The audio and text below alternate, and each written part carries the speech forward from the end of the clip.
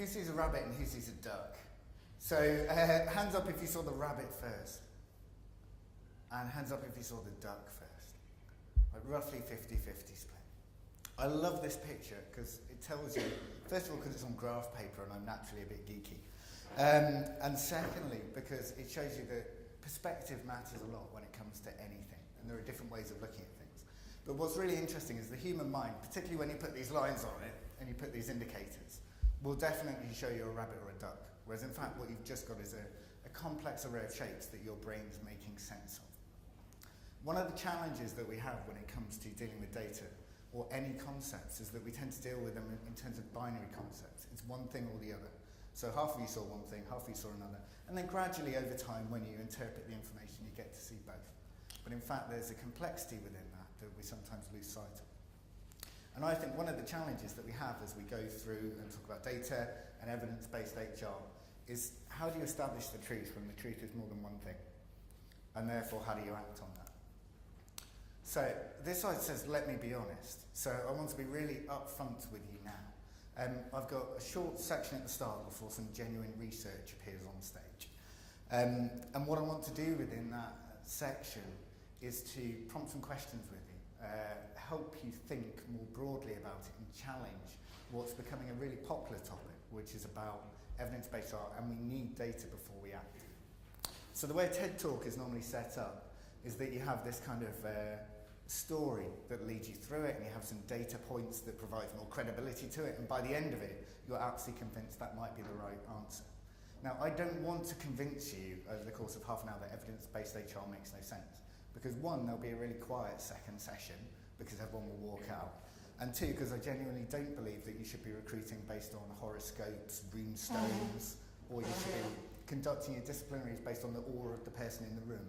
There's certainly something here which is about HR should be more focused on what the truth is. But thinking that you know the truth is really seductive because it's far trickier than people give it credit.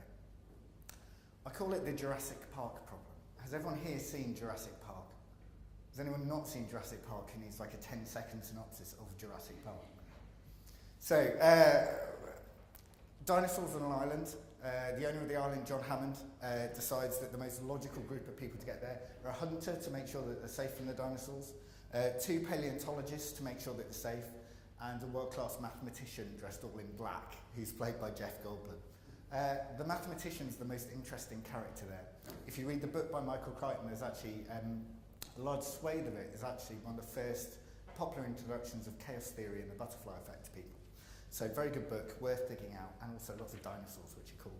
And part of what you learn about knowledge in it is something that Jeff Goldblum's character, who's called Ian Malcolm in the book and film, says. And he says, one, knowledge is less valuable or takes a different form if you don't have to earn it, which is that kind of standing on the shoulders of giants concept. And we're now reaching a point where knowledge and information and data is so readily available that we don't understand the structures and stages that go to the creation of it. So we are far more likely to believe that something is true if it's told to us with authority than ever before. And some of that knowledge is very dangerous. And the second thing he says is that people are too preoccupied with whether they can do something and not focused enough on whether they should do something. Now, he was applying that to the creation of dinosaurs. This is a slightly different thing. But I think the fact that we have an increasing capability in this area is actually outstripping our ability to keep up with it ethically. The fact that we now understand the best ways of influencing people individually and in groups means that we're losing track, actually, to some degree, of whether that's what we should be doing. And there are impacts to that. And part of the reason that we find this so attractive is because as a profession we want to be more credible. And that's really natural. Any profession wants to be more credible. And you hear about the other professions that people talk about. If we become evidence-based, we'll become more like doctors, or we'll become more like economists. And that would be wonderful, to have that credibility just laid on top of the profession. But we're not like doctors. We don't have thousands of years, to some extent, of evidence and trial and error sitting behind us. Doesn't mean we shouldn't search for it, but intrinsically, it's a very different profession. And if we don't recognise that, and we spend all of our time pretending to be the doctors of organisations, that's a genuine challenge for us. And the most attractive thing that we have at the moment is the seduction of numbers. And the belief that to CEOs and to boards, if we don't go with numbers, we're not credible. And if we do go with numbers, even if those numbers aren't right, even if we don't understand how they're put together, even if they've been churned out from a system, we don't really understand the mechanics behind it. If we do go with numbers, if we go with return on investment, if we go with big data, if we say we manage to have a big set, if we talk about norm groups, we suddenly become a credible profession. But numbers don't equal expertise. So I would challenge you next year to look at the economic forecasts that you get from major economists and then reconcile them at the end of the year with what actually happened in the economy. And you'll find the bulk of them are wrong. If you look at stock markets, you'll find that the ability to predict the stock market is in fact pretty much zilch. So for every superstar analyst that you've got another 9 of them failing. And what you see is that when people see those strung together, it looks a bit like success. So for every big data intervention that you see, there are others that just aren't reported because they're not working.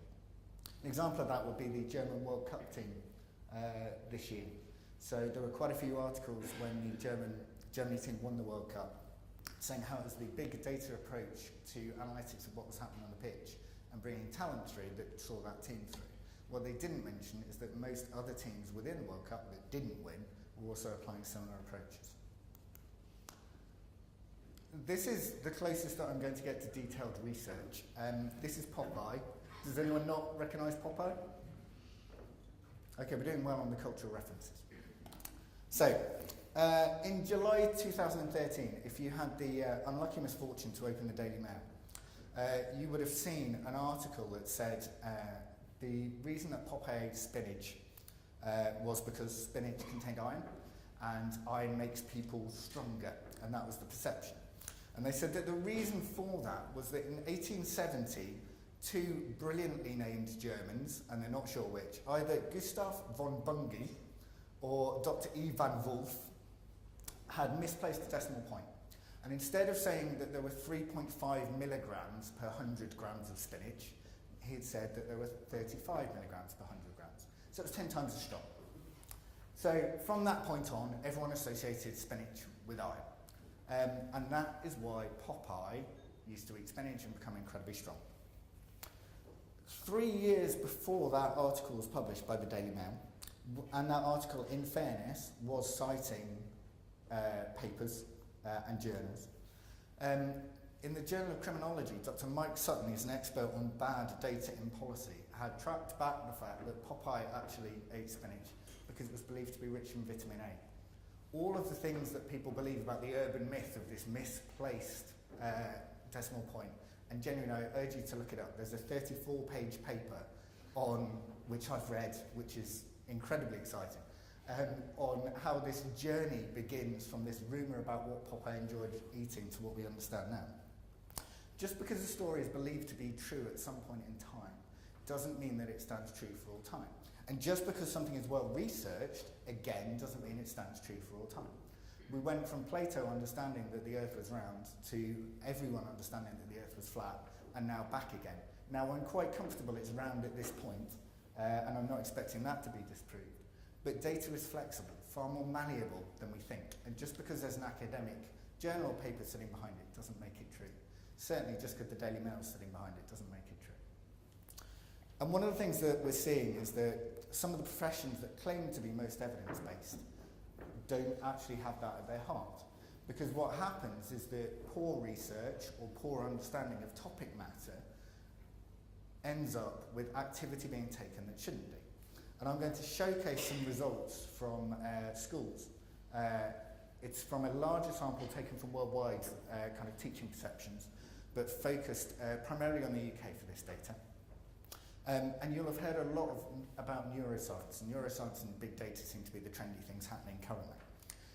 And this was actually, it's a paper by Paul Howard-Jones of the University of Bristol. And what he did was he asked teachers, and bear in mind, who's got kids here? Right, a large chunk of the room. And most of you, I assume, know children, so I can at least do that kind of cheap speaking tick of going, you're aware of children. What he did was he established a set of things that aren't true about the human brain. There is no peer researched evidence that supports these statements, but they're commonly held to be true. And he went out and he asked teachers, which of these statements do you believe to be true? And you will see, probably as we go through some of them, things that also crop up in learning and development.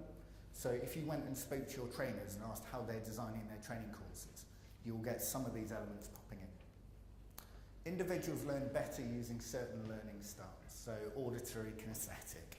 You hear that a lot about design of training courses. It's not true, there's no research supporting it. In fact, there's a £5,000 prize available to anyone who can provide research proving that's true. Still crops up all over the place, and children are being taught on that basis. 93% of teachers believe that's true, even though there's no evidence. We only use 10% of our brains. Almost half of teachers believe that's true, which is great, because I imagine that gives them loads of scope to unlock the rest of the 90%. But in fact, that's not true. Different parts of the brain are active at different times, but it's a complete fallacy to say we only use 10% of our brain. Left-right brain differences explain individual differences, and we still hear that cropping up in business. That's a really left brain thing to do, or you're thinking in a really right brain way.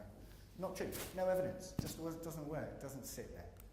And finally, learning problems, and this is the scariest and probably the saddest for me, and I appreciate this doesn't apply to business directly, but think about the level of investment as a country we put into a combination of teaching and looking after disabled children. 91% of teachers believe learning problems associated with brain development cannot be remediated through education. That's criminally sad, but it also tells you that even in a profession that has based itself for years upon learning, getting an evidence-based approach is incredibly tough. This is what I think we do as a profession. And I realise I'm in a grey suit today. If you saw the first Superman movie, there's this wonderful bit where Clark Kent goes into the revolving door and he pops out the other side as Superman. He's dynamic and he can do things that he couldn't do before. Every day, up and down the country, people go into work as rich human beings, full of potential, the people that you speak to at the weekend you have great conversations with, and they come out the other side as bland, grey-suited automatons, kind of clones. And big data, to some extent, and John will probably counter this fairly, but big data to some extent reduces us all to numbers and collections and aggregates. And there's something unhealthy that if you're in a profession where I think the most important thing we do is help individuals be great, the more that we group them and the more that we turn them into numbers, the further away we stray from that, whether intentionally or not.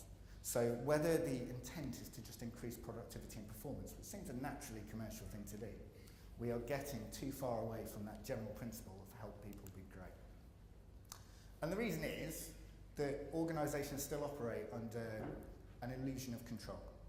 So the idea is that if you manage people and if you lead people, that's a group of people who you have to exert your willpower and control over to get a result. And that's not about enabling them to be better, it's about monitoring them. I saw an incredibly scary presentation in Berlin earlier this year by a large provider of workspaces, where they talked about, for them, the future being how far can we quantify and give you information about your employees so you can control them better. And they were talking heart rates, they were talking time in and out of the office, they were talking about proximity to other workers. And if you're a manager and a leader, that is incredibly, incredibly attractive. That is a pool of data that you just think is wonderful. If you are an individual, and I would argue that most people are individuals first, that's just scary. And they had half of the room sitting there going, this is wonderful, I could control my workforce so much better if I knew every single move. And the other half of the room looking at them in disgust. And that's not because big data isn't effective. It's not because big data isn't compelling. It's not because evidence-based HR doesn't work. It's because actually we've got a key responsibility to protect people's autonomy and freedom. HR has been fighting for ages for a seat at the table. And I hate the phrase now because I think largely we got there. We've made huge amounts of progress. But the key is understanding what the cost of any progression is. And the cost of HR becoming commercial, being that it loses its soul, would be an absolute tragedy because we're first and foremost about people. I saw a wonderful speaker who had been cabinet secretary to 4 prime ministers. And I asked him about the difference between the prime ministers and how you could tell there was going to be a good one or a bad one. And he gave a really interesting answer, which is he said one of the prime ministers, and I'm not going to name them, but he said one of the prime ministers They were elected, and then they had a party, and the very next day they sat down and they said, well, that's job done now, what do we do next? The other one said, right, now we focus on the legacy. And there's a huge difference between thinking that we're a success because we have a voice and using that voice to influence all of the things that we cared about in the first place. And the talent, analytics, big data, and evidence-based HR channel should be one of the ways that we can bring humanity to the forefront in organisations. It risks being one of the ways that we turn people into numbers. Because we know that autonomy matters, and ironically, we know that autonomy matters to people and degree of self-determination through lots of research. So I realise I'm doing a slight about-face and going, look, the evidence tells us. But the evidence tells us that the more you try and control people, the more they resent it. The more you try and predict people, the less comfortable they are with it. And the more freedom you give people, the more risk they're prepared to take and the more creativity that you have within that. And a final point on this, that if we profile organisations based on what they are today, we'll keep on getting what we get. If you allow people freedom and autonomy and you have different choices in terms of the way that you recruit and identify talent, that will change fundamentally. But the way that we set up, for instance, in the banking crisis, is that all of the talent, or most of the talent, identified by banks, which wasn't on a specific diversity agenda, tended to look exactly the same as all the talent in the past. And if you keep doing what you've done, you keep getting what you've got. And that is not how HR guides businesses to competitive advantage. So you can choose this, and I realise it looks wonderful. You can choose a workplace that's based on freedom and space for people and the ability to breathe and the ability for them to make choices. Or you can choose to kill people in a slightly more bland office environment where you can see them and you can control them. And now I want to go back to some evidence that I think is really important. So, the Journal of Clinical Medicine says that in environments where people don't have access to light sources, to natural light, and about 50% of people working in offices, and everyone in this room currently, doesn't have access to natural light. And about 10% have no access, and about 50% are concerned about that. You get 46 minutes, 3/4 of an hour less sleep on average each night, and that carries into your weekend. So when we think about the issues that we know that are associated with sleep deprivation, we know from the evidence that this is a bad thing, and organisations still do that. 30% of UK adults get up before sunrise and return after sunset. We're living in darkness. We know this as HR departments. We're responsible for people's welfare. We've probably seen it in the paper. It's not particularly new research. If we care about people first and foremost, why are we tweaking recruitment strategies before we're tweaking the office and environments that are going to kill people? And when I say kill people, there's a strong link between this and depression as well. So you are talking about the ability to impact lives on a hugely deep level, and what we're doing is we're tweaking around the edges because it feels more commercially comfortable. And I'm open to this challenge as well as anyone else in the room, so this isn't and I'm brilliant at this. But this is a genuine challenge for the profession. What do you know 15 years ago that we haven't solved that doesn't need data? And 15 years ago, we were still talking about silos in organisations. I'm not entirely sure what report we're going to generate or what evidence we're going to generate that's going to cause that problem to go away or us to just go, here's the solution. It was a problem 15 years ago. You don't need more information to act on it now. And the final one is that Lancet say that 1/3 of adults are not doing enough physical activity. And they believe that contributes to 5.3 million deaths a year. 5.3 million deaths a year. Now, I'm assuming that this research is going to become one, more widely known, two, more pertinent with the use of the internet, and employees are going to, one, know about it, and they're two, going to care. I also think that for our profession to be influential in the way that people are treated, and to not take the fact that 5.3 million people are dying a year as a result of being too sedentary, being desk-bound, is a gross dereliction of duty. Because in 20 years, it's the kind of thing that your kids are going to turn around and go, how did you ever do that? How did you ever allow that to happen? And I don't want to finish on that because that's a grim note. I want to finish on kind of opportunity. And that opportunity is what I call the beer mat test. And it's quite possibly the most informal organisational test that you would get. and I haven't yet read an organisational design book that has it in it. But the idea of the beer mat test is something that we used at Metrobank, which is that we said if a group of us were in a public house, which can happen occasionally, and we sat down and we just designed a bank from scratch, what would you have in that bank and how would it look and how would it operate? And I think we're heading down the track of evidence-based HR and data, because it's on the front of HBR all the time. It's everywhere you turn, and actually it seems like the place to go. But what we need to get back to is if we were designing this profession from scratch, what would it be about and what would you utilise? And there's a great report from the CIPD that's just come out on the integration of behavioural science into it. I think it's a part, I just don't think it's the answer. And I think some of the problems that we're not addressing don't require it for us to answer them. They require us to stand up and do things differently. So that's a rough picture of me. Occasionally I shave. I'm contactable though. What I've tried to do, and whilst I've tried to stay away from too much evidence, is if you do go onto the website, you'll see a list of suggested reading. If anyone's interested in the diversity agenda, I would suggest The Y-Axis by Urinisi, who's one of the world's most prominent behavioural scientists.